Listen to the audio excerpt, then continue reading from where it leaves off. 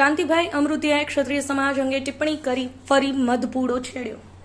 કાંતિભાઈ અમૃતિયાએ ફરીવાર ક્ષત્રિય સમાજ વિશે ટિપ્પણી કરતા કરણી સેનાને કહ્યું કે બાકીનો હિસાબ ચૂંટણી પછી. 2-4 રતન દુખિયાના નિવેદનથી ક્ષત્રિય સમાજમાં રોષ ભભૂકી ઉઠ્યો છે.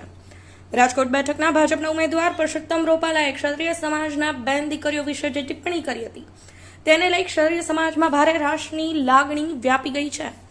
સતત વિરોધ પણ વધી રહ્યો છે. તેમાં કચ્છ મોરબી બેઠક પરથી ચૂંટણી લડતા ભાજપના ઉમેદવારના ચૂંટણી કાર્યાલયનું ઉદ્ઘાટનના 4 દિવસ પહેલા કાર્યક્રમ યોજાયો, જેમાં રાજપૂત સમાજના યુવાનોએ રૂપાલાના હાય હાયના નારા લગાવી વિરોધ કર્યો. મોરબીના ધારાસભ્ય કાંતિભાઈ અમૃતિયાએ વિરોધ કરનારાઓને રતન દુખિયા કહીને ક્ષત્રિય સમાજમાં નવો વિવાદ જગાવ્યો છે. ત્યારે પુરુષોત્તમ રૂપાલા બાદ હવે ધારાસભ્ય કાંતિભાઈ અમૃતિયાના નવા નિવેદનથી ક્ષત્રિય સમાજમાં રોષ વધુ ફેલાયો છે. મોરબીના ધારાસભ્ય કાંતિભાઈ અમૃતિયાએ જાહેર સભામાં વિરોધ કરવામાં આવેલા ક્ષત્રિય યુવકોને રતન દુખિયા કહેતા ક્ષત્રિય સમાજને રાજપૂત કરણી સેનામાં ફરી ભારે રોષ ભભૂકી ઉઠ્યો છે. કચ્છ મોરબી લોકસભાના જે ભાજપના ઉમેદવારની 2 દિવસ પહેલા યોજાયેલ સભામાં ક્ષત્રિય સમાજ દ્વારા વિરોધ કરાયો હતો, જ્યાં ધારાસભ્ય કાંતિભાઈ અમૃતિયાએ વિરોધ કરનારાઓને રતન દુખિયા કહ્યા હતા.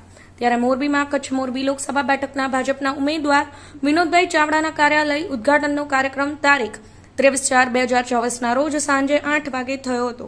ત્યારે રાજપૂત કરણી સેનાના ક્ષત્રિય સમાજના યુવાનો સભામાં આવીને ભારે નારાબાજી કરી વિરોધ કરતા હતા. ત્યારે ધારાસભ્ય કાંતિભાઈ અમૃતિયાએ રાજપૂત સમાજ આપની સાથે જ છે, ખાલી 2-4 રતન દુખિયા છે તે વિરોધ કરી રહ્યા છે તેવું નિવેદન આપતા રાજપૂત કરણી સેના આગેવાન જયદેવસિંહ જાડેજાએ તીખી પ્રતિક્રિયા આપી હતી.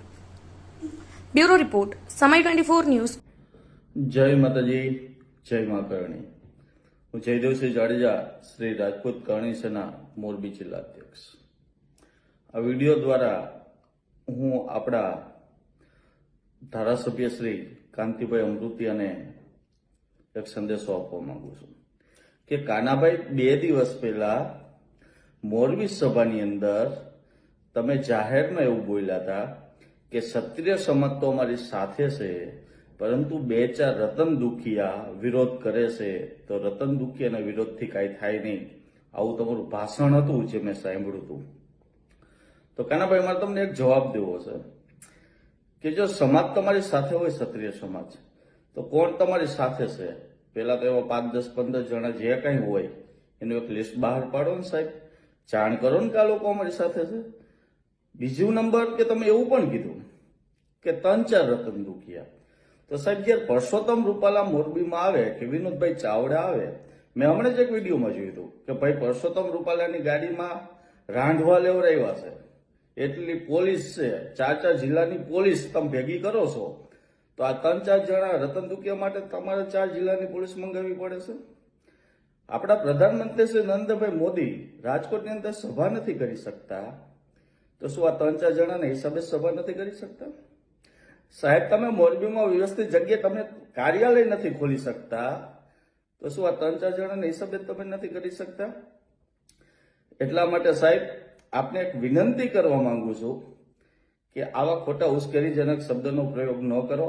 અને સૌ પ્રથમ તો તમને એ ખબર હોવી જોઈએ કે રતન દુખિયા કોને કહેવાય.